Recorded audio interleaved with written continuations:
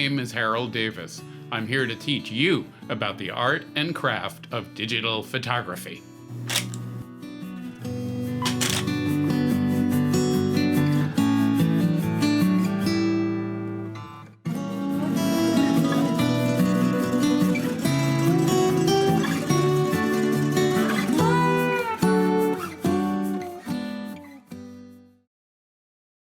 So I am going to start introducing Harold.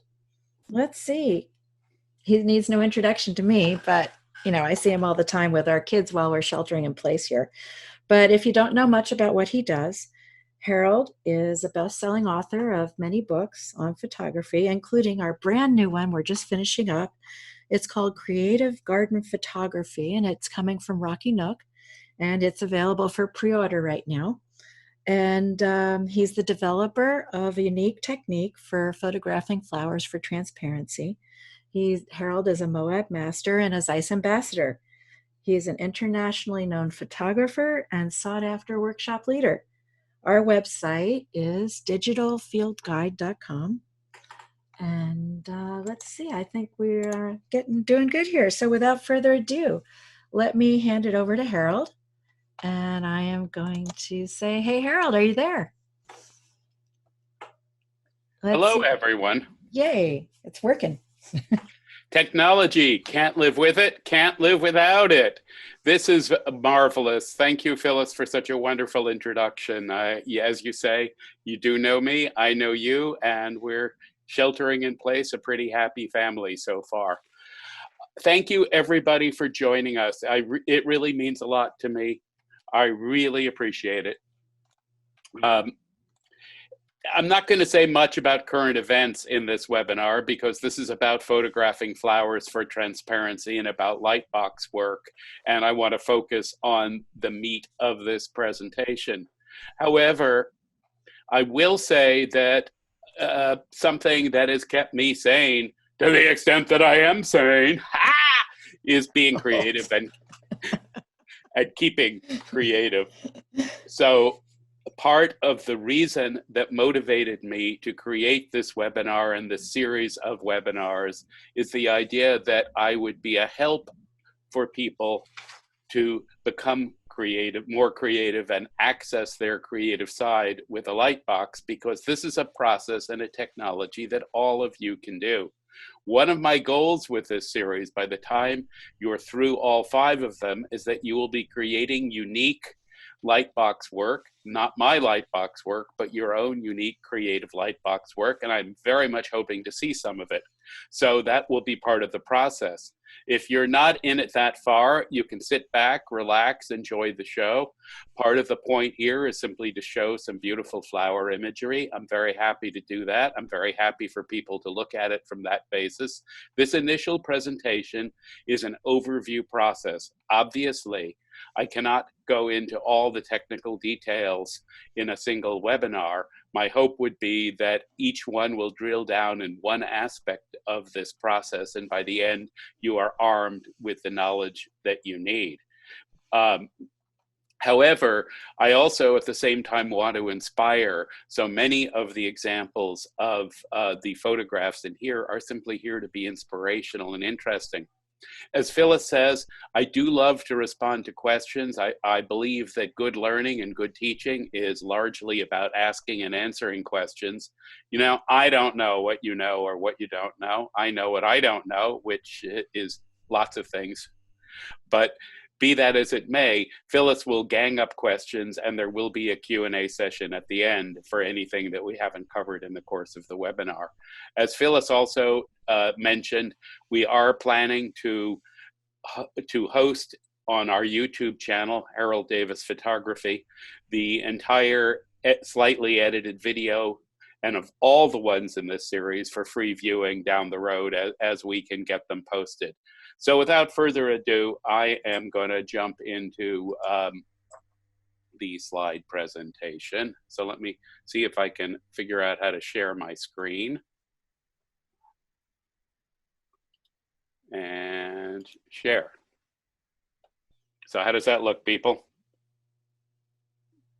All right, let's see. Oh, says good. All righty. So this is the Pretty. art. That's a clematis from our garden. I think it's a golden jubilee, and it's shot on a light box via an LAB inversion. This is the art of photographing flowers for transparency. If you're here for sports photography, let's say, I don't know anything about sports photography, so you're in the wrong place. Let me see. This is the cover of the book that'll be out pretty soon that Phyllis mentioned. It's Creative Garden Photography, but the amount this book covers actually goes beyond gardens and includes probably the most substantial section on lightbox photography that I've ever written. This is the last book that we produced and wrote, Creative Black and White Second Edition, with a lightbox image on the cover, I might add. One of the interesting things about lightbox photography is that it's so widely adaptable to all kinds of subjects that you wouldn't expect, and I'll go into that more deeply in a minute. And this was the book Photographing Flowers. Digital Photography magazine called it the best book ever written on how to photograph flowers. It's a Focal Press book. It's been in print quite a while, so that's something to have a look at in your spare time, perhaps while you're sheltering in place. And here are some more of our books from various publishers and so on. The Photoshop Darkroom is also a book that has some of the techniques that I'll be going into, particularly in the third one of the webinars in this series. I call this image Into the Vortex of the Universe. So that's kind of a long-winded title, but sometimes I do tend to get ahead of myself and pompous. The point really here from a compositional and photographic viewpoint is that the blue irises are in a contrasting weave with the orangish tulips. There are a few other flowers in there as well, but that's the primary gist. So it's a more complex pattern than many lightbox images because the effect is a weave. So as I will go into in a bit, and in the second of the webinars in this series, good lightbox images need a compositional principle behind them that's clear. The last one, the vortex image, was a weave. This cherry branch image, which is shown presented on a Photoshop texture background, is a single branch or stalk coming up, and this is perhaps the single most common style of lightbox composition. Wabi-sabi, the Japanese tradition of beauty and decay, of beauty as we get older. Very, very interesting on light boxes. This tulip here, I photographed this recently while sheltering in place. You have to make the most of your flowers, but look at the elegance of those petals. Yet another example of one of the styles of lightbox compositions that works, along with the straight up stem, is a single flower composed to occupy an entire frame. And since we're talking about wabi-sabi, I called this one Paul Klee and Wabi-sabi's Garden because some of the inspiration for this composition was at a Paul Klee exhibit that I'd recently seen. I do recommend so much that photographers study the work of painters as well as photographers. Paul Klee is one of the painters I would take a hard look at, along with Claude Monet, Paul Cézanne, and the Impressionists. And I also, from the point of view of botanical art, really like to look at the expressionist Emil Nolde, who had a wonderful garden toward the north of Germany, and he did these watercolor paintings of flowers that are really beautiful. With this image here, I put on the light box, in addition to the flowers, of course, the moth that you see in the upper left of the image. This is another image plucked from our garden with birds of paradise and clematis and lilies, and I just did this one recently about a week ago. So another kind of composition where the multiple stalks are coming up and out. And another always popular style is the mandala, the circular image. So this one is a circular image with petals placed around a single blossom, on the inside. I think it's a rose. So if you look at the image I previously showed and this one, This is an LABL channel inversion of the previous image. I photographed this composition on a white light box, and then in about 10 minutes in LAB color, flipped the background white to black. I like to call this a twofer. So it's white for black and black for white, and I get them both really out of the same photographic craft. So this is some of what we'll go into in the 5 parts of this webinar series, as well as the 2 that I'm giving upcoming on LAB color. I should also mention regarding these upcoming webinars that some of them are filling. We will be giving the whole series, including free ones, as often as there is demand for them while we're sheltering in place. We don't intend to stop doing this.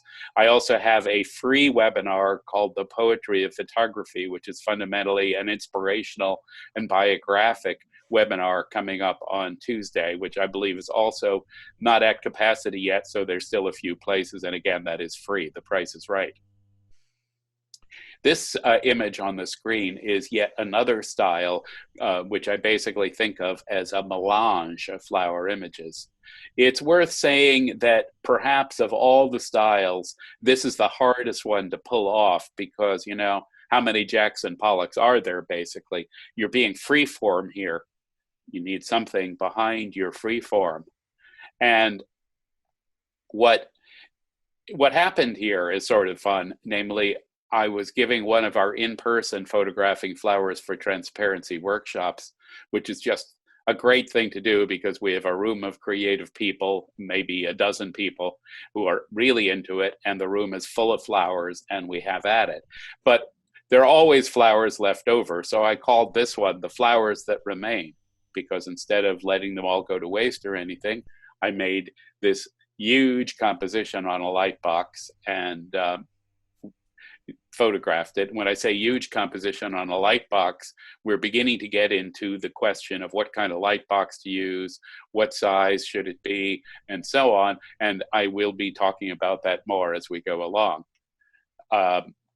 This one that you see on your screen is called Bouquet for Phyllis, because my beautiful wife, who is not on screen and looks like a duck in my frame of reference here, is as beautiful as you can imagine, and she deserves all the flowers I can get for her. So I formed this one like a bouquet, and that is another very important kind of style of lightbox composition, to arrange a flat surface of a lightbox so that when you finished the illusion of it, it creates a form like a bouquet. And here's another sheltering in place image. I did this one a few days ago. And again, most of the elements here, in fact, I think all the elements here are straight from our garden, because where else am I going to get anything?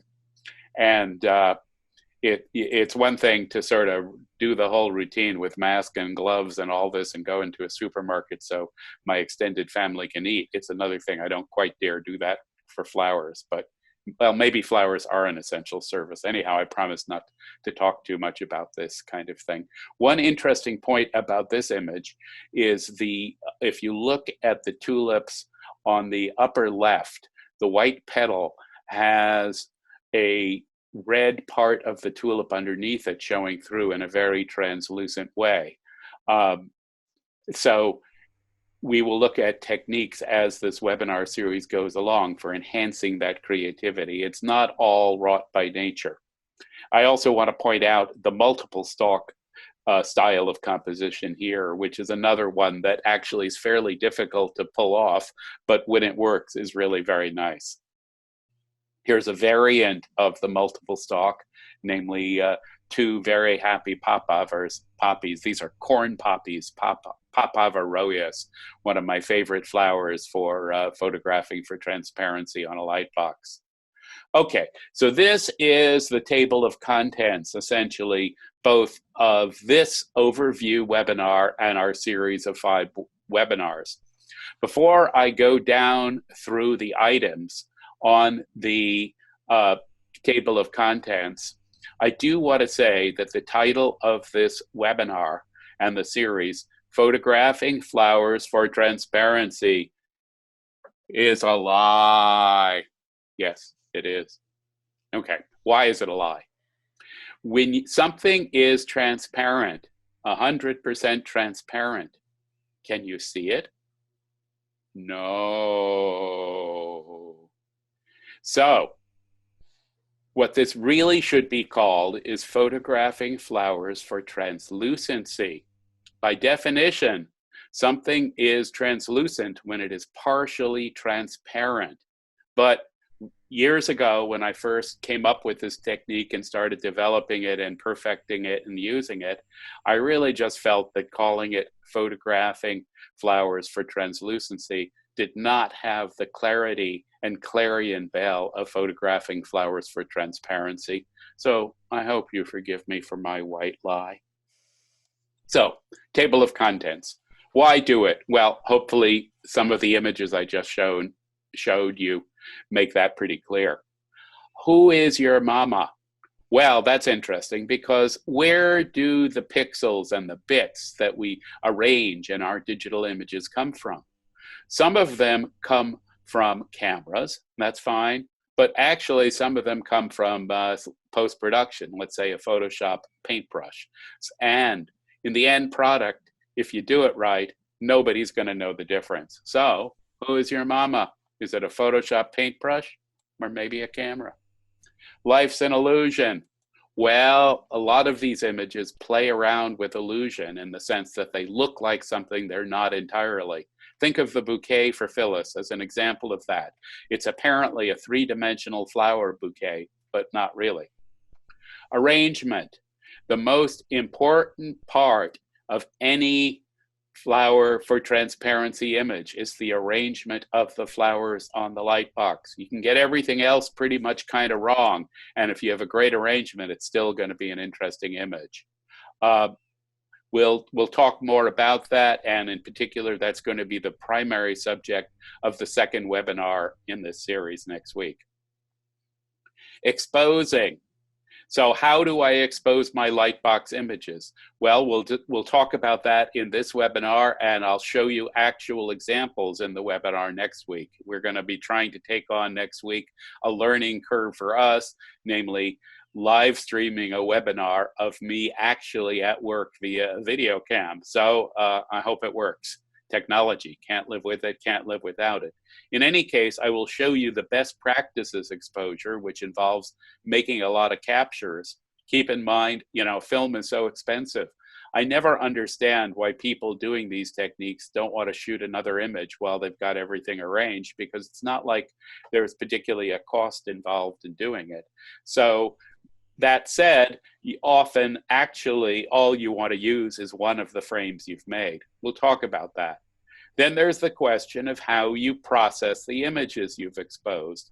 That's a detailed question in and of itself, and future parts of the webinar series will present that in detail. I'll talk about it a little more today as well. And then there's the other question of how you present your image. Printmaking is very important to me in my work, and I like to present many of my flower images as botanical art on specific kinds of paper, because it really is in the tradition of the great European botanical artists, and I like it to look that way, and because a print is a wonderful thing that you can hold, have, love, and own, and I love prints. So Phyllis, before I go on to the next slides, are there any questions that seem really urgent at this point? There's just one that popped up. People are wondering if our latest garden photography book has the most information on lightbox photography, more than any of our other books. Absolutely, Phyllis. Thank you for the question. Yes, it has the longest, most extensive, and most detailed section on lightbox photography that I've ever actually committed to print. At some point, I hope and expect to do a full book on the topic. We've had that in the planning works for years now and keep putting back the publication year. But for the time being, the garden photography book would be your best bet. Thanks. And there's lots of questions about what size lightbox do you use? Why don't we get to that when I have that in the presentation? If I don't answer everybody's question at that point or at the end, we'll cover it in more detail. Okay? Yep, we're good. We're good. Here's another recent image. This is the multi-stalk down composition, again, all from our garden. And here's another idea for lightbox photography, another way to be creative. Want to take a melange of flowers and photograph down into them, just like this. Don't show too much of the lightbox. The thing is with these tulips, that the background of the tulips, when you backlight them, becomes like a stained glass window. So let me throw two concepts out at you right now. These are hydrangea blossoms here on a light box, and yet another way to do it. Concept one, light box photography is almost entirely not macro photography. You do not need a macro lens or close-up gear to do this kind of work. The best lens is a, quote, normal fixed focus lens. I don't mean fixed focus, I'm sorry, fixed focal length lens. So you really will find it hard to create these images with a zoom lens, but what you want is a normal focal length prime lens. This is a common lens. It's not very expensive, although the one I use is a bit of a different story. But because it's a Zeiss Otis 55 millimeter, that's my favorite lens because it's such a bright, wonderful piece of glass. But any normal prime lens will work wonderfully for this. You do not need a macro lens. This is not a series of macro work. Now, before I get into the details of the high-level view of the workflow, let me ask the following thought question for the group to think about. So if you put a flower on a piece of white cardboard, just flat down on the white cardboard, and lit it, let's say, from above, so the flower is front lit, what color, and expose this as your camera tells you to, hit the button on automatic, what color would the white cardboard become in the photograph? And please, I see that Jean Jarvis in the chat has already given a correct answer, but everyone, answer what you think it would be. It would be. Okay, so part of the whole point of this technique is to avoid gray, gray, gray, gray, gray, gray, gray. We don't want gray. We want white. There is another way exactly about the 50% gray. We want white. There are some other ways to obtain a straight white background, but actually they take a lot more work than using a light box and the exposure technique that I outline in this workflow. What you do is a high key bracketed sequence of photos, and I will explain later what that means in detail. A post-production using a combination of layers, so you take what you want from each layer. And here is another interesting concept. A flower petal looks very different at a different exposure. So the good news is that if you expose it differently, you can use exactly what you want. This idea is a kind of a digital update of Ansel Adams' zone system, where for each quadrant of a photo, you're not obliged to take the same overall exposure. Then, of course, towards the end of the process, you can add creative effects or do the LAB inversion that I was talking about. Finally, with many of my botanical images, I like to add the image to a background or put a texture over the image. The difference between a background and a texture is that the background is something you put the image on, and a texture is a kind of overlay. Finally, there's how you print and present an image. So here are a few more inspirational images. This is a set of Greek poppies on with a Photoshop piece of scanned paper added as a background. Daffodils, the harbinger of spring, a beautiful, wonderful flower that has some interesting things that aren't totally obvious. If you look here and want to know what I worked the most on to create this image, it would be the sort of onion skin peel that comes off the daffodils, not the petals, which came out pretty naturally. The idea here is to create a almost Dutch watercolor with these daffodils. These are irises that grow around here. I'm not sure about the botanical name. We call them 2-week irises because in season they bloom every 2 weeks and they're quite beautiful. Of course, these are a set of peonies, and I love peonies, perhaps after papaver or poppies, my second favorite flower. And they're just beautiful. In this case, again, there's a textured paper added as the background to this romantic image. And part of the point of photographing it on a light box is that it becomes so easy to add this to a background when you have otherwise white.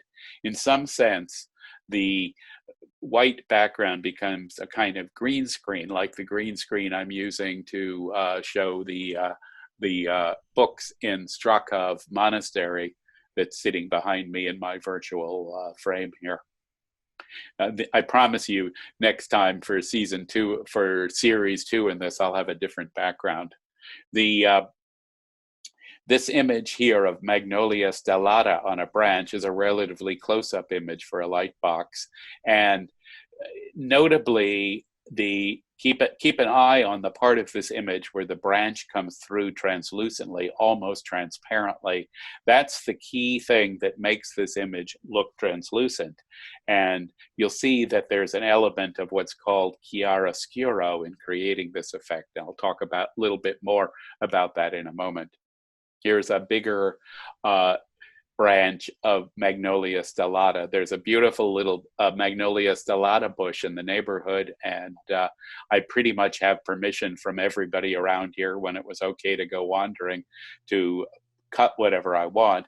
So I cut this off the bush, brought it back home and photographed it. I arranged it with the bend in it so that it would look like it's in the wind. Again, there's an illusion of three-dimensionality in this image. So yeah, I think it's pretty clear why one does it. Let's talk a little more about what digital photography is. So is it a way to record actual people and events? Well, I think we've seen enough fake stuff around here so that we're going to be a little careful about that and about an accurate depiction of reality. My word on that is that if you're a journalist, you have to be pretty careful and fair about what's real and what's not. If you're an artist, not so much. You can do what you want as long as you are clear that you're doing art, not journalism. Is it subject to the same ideas of film photography? Well, my opinion is no.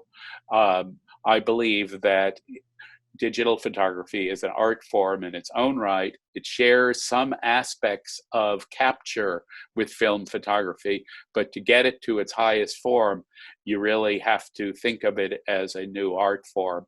And I have just utmost admiration for the great artists of the analog film wet darkroom era, the Ansel Adams, the Edward Westons, the Jerry Ullsman, the Henri Cartier-Bresson, and so many more. These are some of my favorite artists of all times. But what they're doing is fundamentally very different from what I'm doing and from what you'll be doing on your Lightbox. So digital photography is a new art form. It's one part photography, one part digital painting, and most of all, most important, and most that we have so much freedom in these times to use, it's our creative imagination. You don't have to just put cut flowers on a light box. Here's a set of tulips in a vase, a bouquet I put on a rather large light box.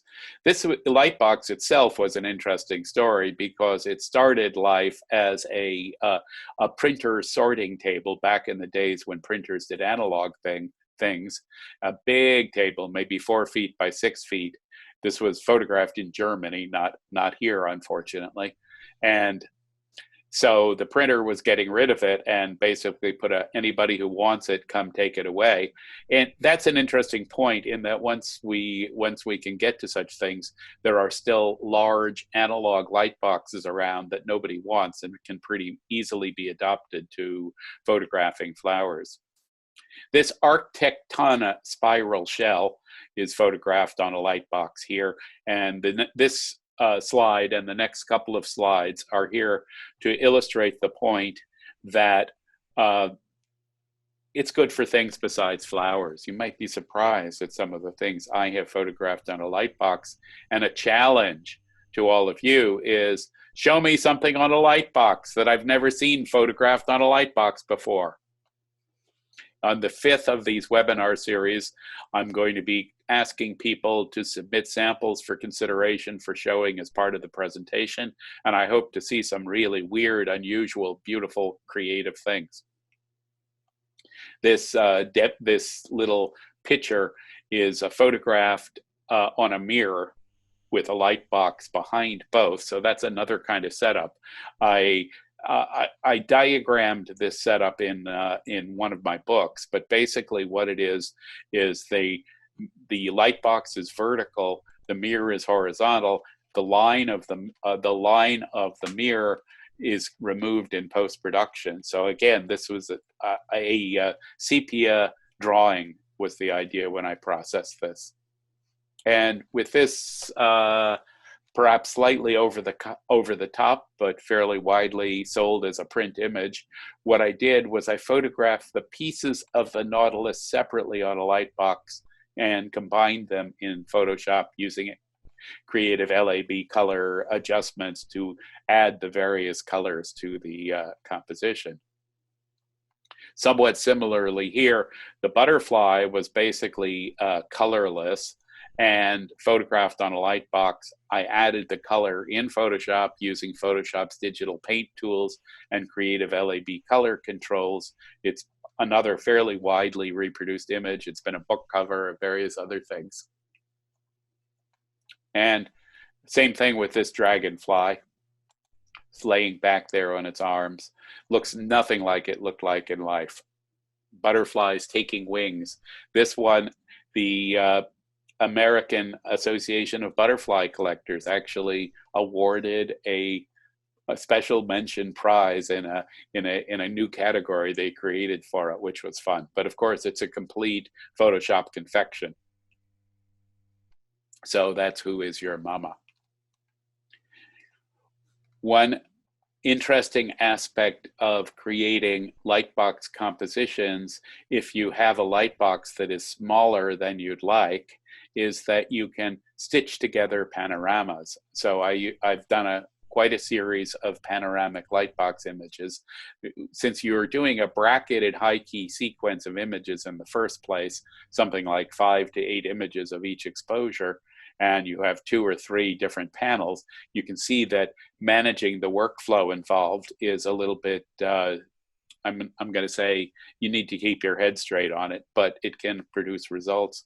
Here's the LAB inversion of the previous image. So again, there's a twofer here that's interesting. I also would like you to keep this image in mind for when I show a picture of the light box that I used to make it, which is coming up. Also, please keep this dahlia in mind because it's the image that I will be showing you an exposure sequence on in a bit. This series of dahlias here was partly inverted and placed on a textured background that you see there. Here's the same dahlia image on a white background. Here's a mandala, which I've really been doing maybe for about 2 years now. I've been focusing on round images. So this one is around a tulip in the center. It's got those Brugmansia orchids around and then daffodils with iris in the center. I do pay attention to, as I said, arrangement is the most crucial aspect of all these images. And with something like this, I really do pay attention to the color combinations. And this is an iPhone shot. You don't necessarily need a fancy camera to make lightbox images, shot of feathers. You would have thought that feathers would make an interesting lightbox subject, and I always thought that because, you know, if you look at a peacock feather, it's so beautifully iridescent and stuff. It turns out that feathers, particularly peacock feathers, are reflected, not translucent. And what happens is actually they get duller when you backlight them. Who knew? Who knew till you try? So there's another tip. Try things on the lightbox. Okay. Well, we all know that life is an illusion. Here's one that with the red buds, the moon. That's a moon, not a sun on the left, and a bird. This is actually 3 different images, including the lightbox image of the red buds with a Photoshop background added in the back and a completely synthetic composition aimed basically to look like something more or less from Chinese art. And another idea here with campanulas combined with papaverroias and a basically Oriental style composition. With this cherry blossom, which again is a very widely reproduced image of mine, what I did was I put it in a vase and put the light box behind it vertically and got as far back as I could in the room where I was photographing. So as we'll talk about it, the geometry of capture becomes a limiting factor. So, and another takeaway from this image is don't just think of your light box as a surface that's flat. Think of it also as something that can be displayed vertically. With this image, the Godacia bud has the seed pods blowing out. I arranged them like that on the light box, and my thought was, let's make them appear as if they're in a wind blowing. You want the sense of motion. A close-up light box image. This is a Mattia poppy in the center. It's a shrub. It's the only native poppy that grows, that's a native plant that grows where I live. Its range is basically from Mexico up to the San Francisco Bay Area in California. And when it grows, it is just beautiful flower, very peculiar really for a poppy. These are a pair of Icelandic nudicolae. And gestures are important in composition. I really felt this tulip, the petals are the most important part of it. The petals and the leaves are the most important part of it. It's standing there and it's kind of lecturing me. Dad, are you sure you don't want are you sure I can't have the car keys? Yeah. This is a simple composition really, where part of why it works is because the shape is an arc that comes back to the same thing, with the blue purple iris complementing the orange there. With these tulip petals, I had a call for a very, very high resolution mural, and so what I did was I photographed each of these petals vertically, separately, and then combined it. So the original file for this thing is of an ungodly resolution, meaning it's a very high resolution, to use different language. And that it's interesting that you can piece together something like this and make basically a panorama from individual vertical pieces rather than thinking of it horizontally. Correct handling of flowers refines the personality. This is from a book of Japanese flower arrangement, and Boikoyu Takeda is a well-known Japanese flower artist. So arrangement is, in fact, the single most important part of photographing flowers on the light box, which is very, very, very cool because, you know, not only is something like Ikebana, the art of Japanese flower arrangement, a art in and of itself, we are in a situation here where the art of how you do it is as important as the craft of capturing it. With this composition, the stalks of the iris are the organizing principle. So you kind of have a forest, and the irises are the trees, and the red papaverroias are hanging out, attached, as it were, against the irises. All right, so in a somewhat bizarre conflation of reality with unreality, you're looking right now at the room that I am sitting in, my office. True, it's a number of years ago. And there's one of the light box that I use on the ground. This is a 24-inch by 48-inch incandescent tube light box on the ground. And camera up on tripod. There's this is not the printer we currently use in the background. We currently use one that's much bigger and better and all that stuff. And here I am making a composition. I actually showed earlier in this presentation the composition that came off this light box. And let's talk, perhaps not for the last time, about light boxes. So if you're stuck at home and can only improvise something, you know what? That is going to work. I've had situations where I had a rained out outdoor photography workshop someplace once, and we were all going around doing macro work indoors, and some of my students jury rigged a piece of glass with a piece of white paper and a regular household light bulb behind it and did some fantastic light box compositions. Ideally, you'd like daylight balanced light, either via LED that's daylight balanced or via fluorescent tube that's daylight balanced. But don't worry too much about light balance, because this is adjustable in post-production, particularly if you photograph in RAW. I've been tending to use LED more these days because they're easier to get and lighter to pull around. If you go up on our website, digitalfieldguide.com, on the FAQ section, the top FAQ is photographing flowers for transparency. If you scroll down that story, you'll find numerous links to light boxes online. Many of them seem to be in stock and deliverable when I checked.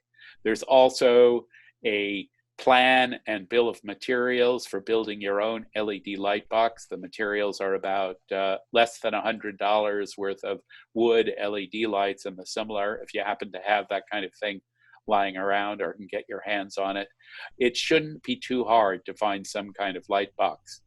Generally, almost any kind of light box will do, but bigger is better. Keep in mind, however, the geometry involved. And the geometry is that you're going to need to photograph down on the light box. The light box is going to be on the floor.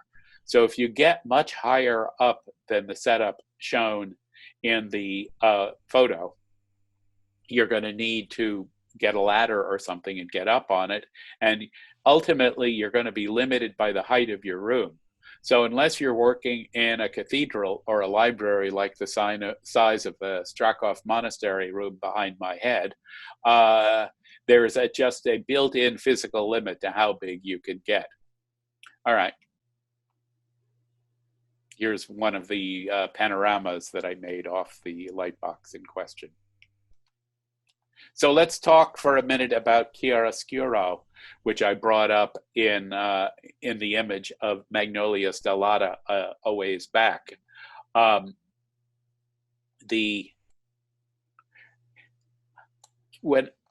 I was first studying art, well, that goes a long way back, it dates me, but my understanding for a long time, looking at like Rembrandt etchings and Renaissance art, was that what people really meant by chiaroscuro was, hey, you have a very light area within a picture that's otherwise very, very dark, like a face on a wizened old man lit by a candle or something. Well, that's only part of the idea, actually. I'm going to read from Walter Isaacson, the Steve Jobs biographer, who also wrote a biography of Leonardo. Chiaroscuro, from the Italian for light dark, is the use of contrasts of light and shadow as a modeling technique for achieving the illusion of plasticity. Okay, what plasticity means is a sense of dimension. So part of the way you create the illusion of translucency is by manipulating the lights and darks in an image. To the naked eye, if you have a dark against a light and the light seems to be going over the dark, we are going to read that as translucent. Understanding chiaroscuro is one of the major impacts of one of the major techniques of the craft of creating lightbox images for transparency. Here's a fairly non-chiaroscuro image.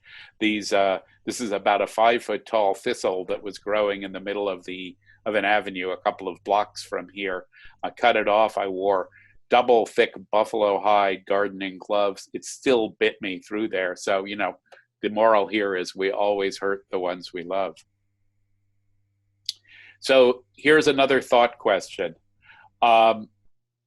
This is a Magnolia stellata, and to create an image like this, generally speaking, what I have to do is I have to observe a branch on the actual magnolia and then take it down and recreate it in the studio on the light box.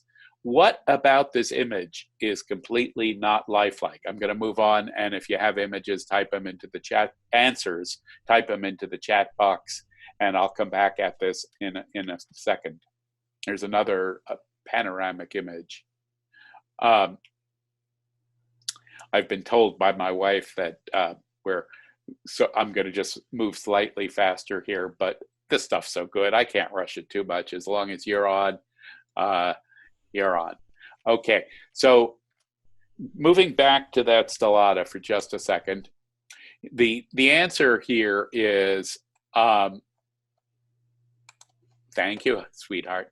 The answer is that the petals of this magnolia are largely facing the camera. In real life, that doesn't happen. They're much shyer. So I've rearranged these so that we see a lot of the petals, which wouldn't happen.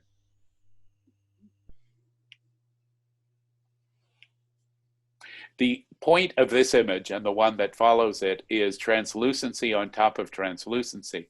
If you photograph stuff on a light box, stuff being flowers in this case, and you photograph each stage as you build it up, then you can paste back over it if you've gone too far or you want to create a translucency on translucency look, and you can come up with something like this. How do I get the petals to face forward? I cut them off and arrange them forward. I am cruel to the ones I love. Thank you, Shelley. This one I call Garden of Spring's Desire. It's just right out of our garden. It's been one of my more popular images. This was one of my first images. I did it on commission. It's been multiply used as a book cover and many other things. And here's the original Lightbox image. Again, going back, this is an LEB L channel inversion.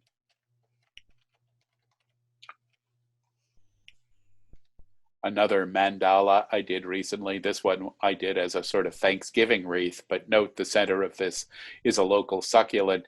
These are maple leaves that have turned around it and various things you wouldn't normally see in a wreath, nor would you normally see a starfish in the middle of a mandala, but there you go.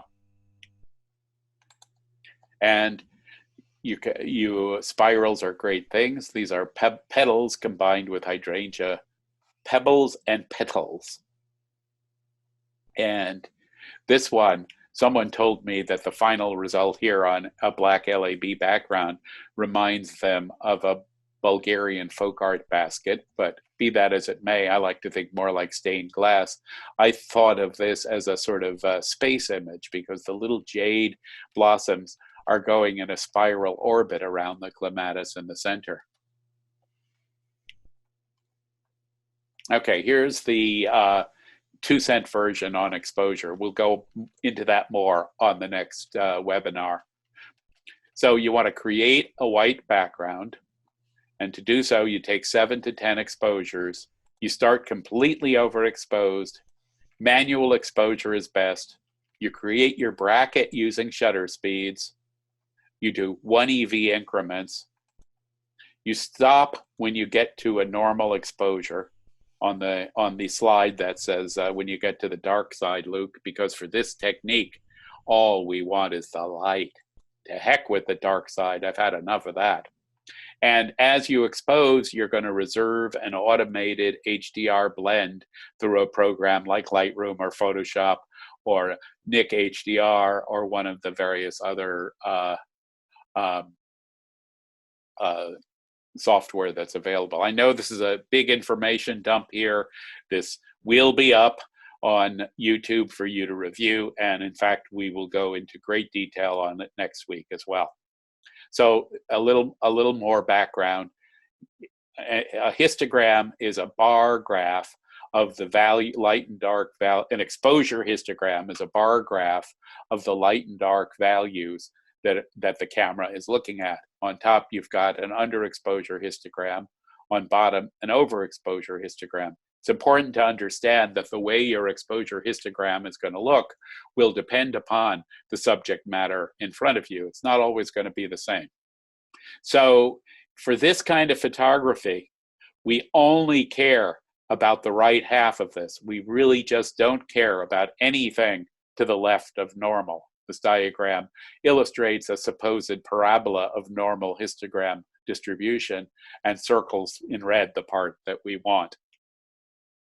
Take a look at this dahlia again, photographed here on a white background. This slide shows the images that I captured to make the image.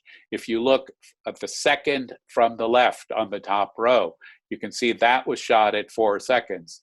The next one is shot at 2 seconds. The next one at 1 second. The next one at half a second. The next one at a quarter second. The next one at an eighth of a second. The next one at a 15th of a second. And finally, at a 30th of a second. At that point, it's backlit and the front of the dahlias are dark. That won't do us any good in point of fact. But this blend of 8 exposures is exactly what you're looking for in a high key set of exposures. So here's what the lightest exposure, I think it was 4 seconds, looks like. Here's what the darkest one looks like at a 30th of a second. And what you want is everything in between. Remember that not only are these going to be used for blending, but you can also mix and match and take the pieces you want. There are a few more examples of putting this all together in various different ways. So processing the image. Again, this will, starting with the 3rd webinar in this series, we will go into this in quite a bit of detail. But here's the overview. Remember I said before that you want to reserve for Luke or otherwise an HDR blend. That's at the top of the layer stack here. A Photoshop layer stack is like a bunch of a pancake stack. So if all the layers are set to normal blending mode and 100% opacity, all you see is the top pancake, perhaps with a pat of butter melting and some maple syrup. So the general idea that you can see down at the bottom is you start with the brightest layer and then you add to it successively darker ones with less opacity for each one, picking and choosing exactly what you want. Do bear in mind that, as I said at the beginning, sometimes one exposure will do it for you. And when you first start doing this, you don't have to be absolutely careful about getting exactly what you want, but it comes with time. Here's the 5-cent version of post-processing. Start with the most overexposed image, the 4-second image. Use the same exposure processing settings, whether you take them through Lightroom or Adobe Camera Raw or whatever, on each. Add darker images with layering, layer masks, and the brush tool. As appropriate, add a reserved HDR blend at the top to add punch. Filters I commonly use in my work, once I've done all that, include the Nik filter set, some of the Photoshop controls, and some of the Topaz controls. Also, of course, LAB color is important. I am a great believer in what I call homeopathic post-production. Use only a pinch. As I understand, and we take it, I am not a medical doctor, but the idea of homeopathy is that if something will poison you, you take a little pinch of it and it helps. Well, most of the filter effects I've seen, particularly from vendors like Topaz, are so over the top that you don't want to use them at 100%, but at 20%, they can look very beautiful. Another point is that in post-production, when I make a move in one direction, I always make a move in the opposite direction. Perhaps the best example of this is the chiaroscuro I was talking about. If you make the branch under a petal darker, you should also make the surrounding petals lighter. Thesis plus antithesis equals synthesis. This also works for sharpening and softening. The dawn chorus poppies here, and you get a little bit further out here with LAB color effects and more LAB color effects. This is a inversion and white image that I showed a few slides ago, placed on a background with some Photoshop manipulation. And clematis, black, white. This is the image that is a wraparound cover of our new book. I was really excited that the publisher chose it because I like this image. It's quite special with sunflowers there. The kids say we used to have a dining room, now it's the printing room. So there's the printing room. And here's, we put together a handmade book called Botanique, and here are some of the pages from it waiting to be assembled. The Magnolia stellata on a Japanese washi paper, which is a very decorative paper, very beautiful, a bit hard to print on. When it works with an image, it's spectacular. It certainly doesn't work for all images.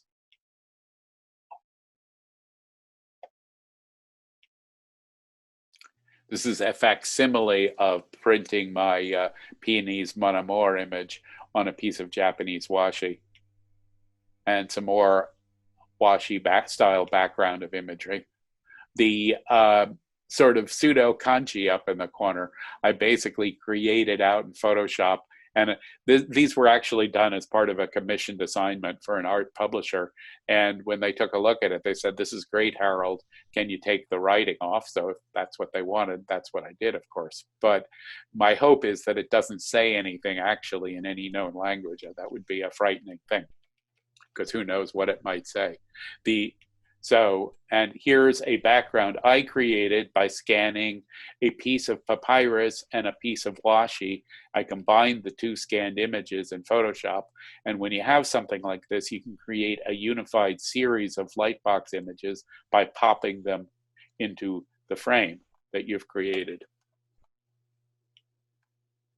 Here's a scanned piece of paper and one image of tulips on the scanned piece of paper, and another image that's an Easter lily, very appropriate for the season up there. Here's another panorama on a scanned background. I call this one Salutation to the Sun. Here's a melange style of lightbox image.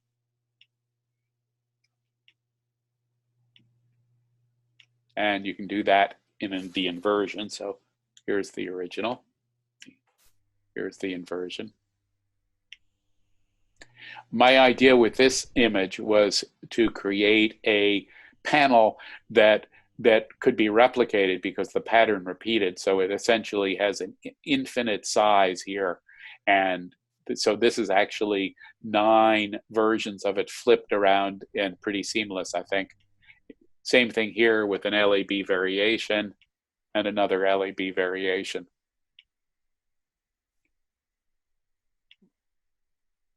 Mandalas on white, on black.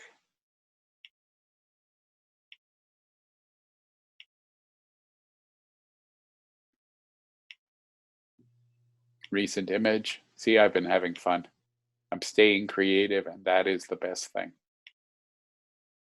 So here we have something that is 50% X-ray, 50% lightbox image. My colleague, Dr. Julian Kupfke, and I, who do the X-ray part of this, have called this technique, which we developed, fusion X-ray photography, because it combines lightbox work with X-ray work. So you see both the outside and the inside of the flower. Here's a fusion X-ray of nautilus shells of a sunflower and tulips. Yeah, I sort of think this had a little bit of Van Gogh craziness, though fortunately I've kept my ears. This is a ranunculus and roses on a light box and also photographed in synchronization on an X-ray machine. So the inside and outside of the ranunculus and the roses.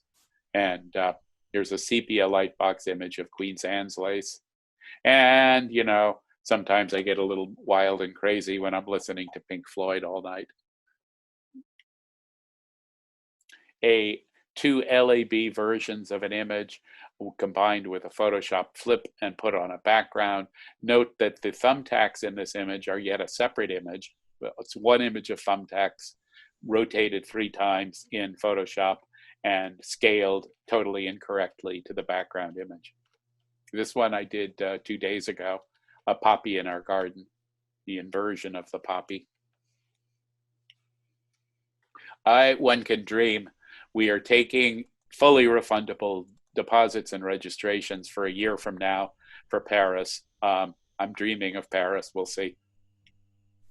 And here's how to contact me. Please feel free to send me emails. I love getting emails.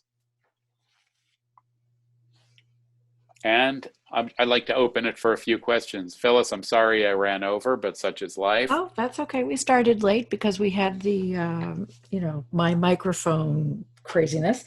But here we are. I have collected questions. There are some about light boxes. What's your go-to light box, LED or incandescent? What light box is the smallest that'll work? Okay, let me. Things like that. Yeah, sure. Those are great questions, everybody. Well, okay, it's like the famous line, I think, originated with wonderful photographer Jay Mizell. The best camera to use is the camera you have with you. The best light box to use is the one you have. My go-to right now is a 36-inch by 48-inch LED panel. The darn thing is pretty huge. It's manageable. I can lift it.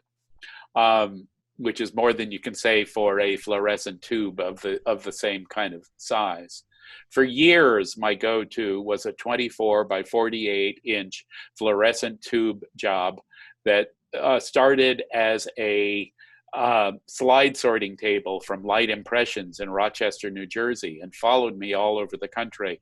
And when slides no longer were a thing, it went to the basement, and I wondered what to do with it. And back in about, 2008, a client asked me, well, can you do transparent images? We've seen some that are good. And I said, oh my God, I've got that light box. Let me see what I can do with it. So that's part of the history of how I got into all this. So outside assignments are really helpful for creativity, I think, sometimes. And let me give everyone in this room an outside assignment. Do a lightbox image, please. Be that as it may, that was my go-to one for a long time. The LED quality of light sometimes isn't wonderful, but anything I don't really like about it, I can fix in post-production. I'd say there is almost no minimum size that works. I mean, if I had a 12-inch by 12-inch light box, I could do something with it. But to restate the obvious, it's limited to the size that it is. If you have 12 inches by 12 inches, you can't put more than 12 inches by 12 inches on it, and you're going to be likely focusing more on details than an overall thing like a panorama. I hope I've answered that question. There is a lot of information on our website about it under the FAQs, but I'm open to a follow-up question on the topic if there is any.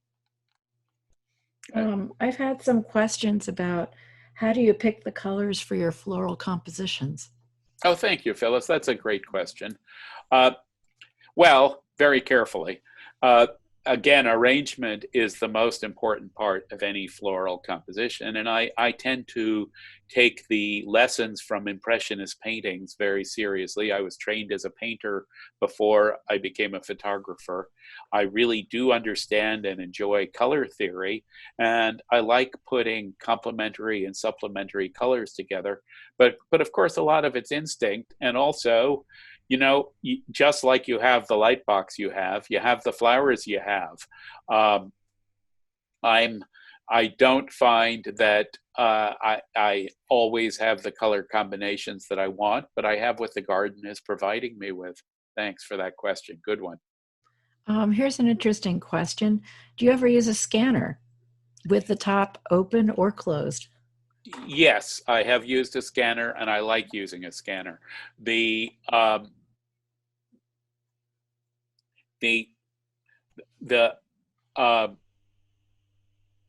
thing of it is, if you have the top open, what you want to do is you want to construct a black box so that so that the flower you're scanning has a background, even though the top is open. How to do this is shown in the book that Phyllis and I wrote called The Photoshop Darkroom from Focal Press, which is still in print. The other thing to think about is that a scanner shows dirt very, very, very easily. So undoubtedly you will need some work in post-production to clean that up. And also, scanner images are very high resolution potentially, depending upon how the scanner and your capture software are set, but almost no depth of field. They're designed, after all, to capture a piece of paper, which is the definition of flatness. So don't expect a great deal of depth from a scanner image. Thank you for the good question. Here's a couple of folks have asked about, do you have any book recommendations on flower arrangement and flower design? Good question. I recommend our book coming out soon from Rocky Nook, Creative Garden Photography. It will have sections on that material and can be pre-ordered on Amazon as we speak. And there's questions about shooting on a light box. Do you shoot in a dark room? What about the ambient light? Do you light from above also? What do you do with lighting? That's a great question. Thank you. Ambient light. Well, this depends upon the translucency of the flower subject, and also on what the image you want to come out with is. Generally speaking, the more ambient light, the less backlighting. Okay, you can't have everything. You can't, when you say ambient light, I want to try to be able to control the lighting in the room I'm in. I have a certain fondness for daylight as opposed to artificial light, although I will happily use strobes and other things when I need to. But the room I typically work in, I have curtains that I can control the light coming in. If I'm aiming for a high translucency image, a mostly transparent image, I will not use any ambient or background lighting. On the other hand, if I have a flower which is just not translucent, e.g. a sunflower or perhaps a rose, depending on the rose, I will use some lighting for the center of the flower. So it varies, but it's a great question. You do need to consider the light in a room. And yes, you have to be very careful of reflections as well. Oh, and here's another question. What kind of camera and lens do you need? Do you need a macro lens? Thank you for the question. I'm going to repeat, no need for a macro lens. Almost none of the images that I've shown in this presentation were photographed with a macro lens.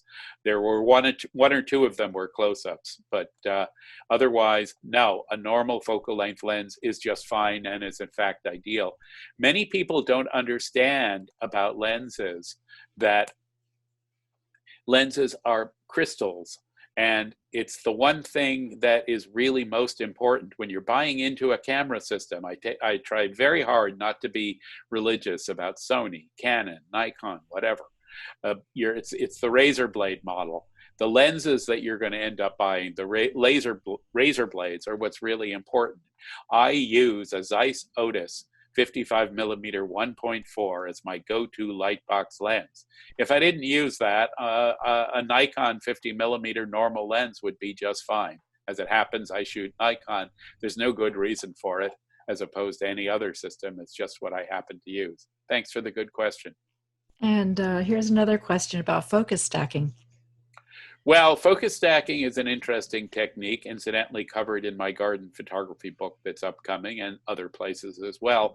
But it doesn't have much place in lightbox photography because by definition, you're putting things on a flat surface. So you don't need to worry too much about multiple focus points. It is important to focus carefully.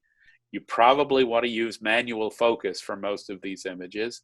And for the bulk of them, I do stop the lens down so it's not wide open for some depth of field. But generally, I mean, look at the image, for example, on the question slide. The maximum backwards and forwards depth there is between the stamen inside the tulips toward the back of the tulips. That's not much. It's, you know, an eighth of an inch or something. So no, not much focus stacking here, but thanks for the question. Okay, I think that's most of the questions that have been popping through here. All righty. Well, everybody, I really hope to see you next time at the second session of this. Do keep in mind that we have a more general presentation that's free called Photography as Poetry. You can learn a lot about my non-Lightbox work when I present that next week.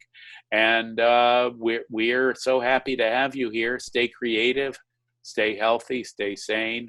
We're all in this together. I love you all. Goodbye now. Well, I think that wraps up our webinar today. You're so welcome, everyone. Thank you very much for all the thank yous. That's great. Oh, thank you so much. And I really love how we can just all get together this way. This is really important for me and for all of us, I think. And gracias, back to you too. That's wonderful. Thank you so very much.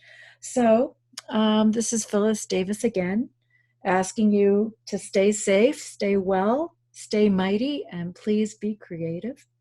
And have a great day, and we hope to see you again. And I'm glad that you enjoyed the webinar, and I hope very much that we'll see you again very soon. So thank you much. And let's see, we're repeating this webinar. I think there's a few spaces left on Saturday at 2 p.m. And then we'll be continuing this series of webinars 2 through 5, and there's lots of other webinars as well. And on the screen there, you can see Harold's website, the URL for the live webinars if you want to see what else we're offering, a way to subscribe to Harold's website and blog. There's books, and there's the Harold YouTube channel, Harold Davis Photography. Please subscribe. He's on Instagram. And also, if you have any specific questions, you can email Harold, and we'll try hard to answer all your questions. So thanks very much, and take care, and we'll see you again next time.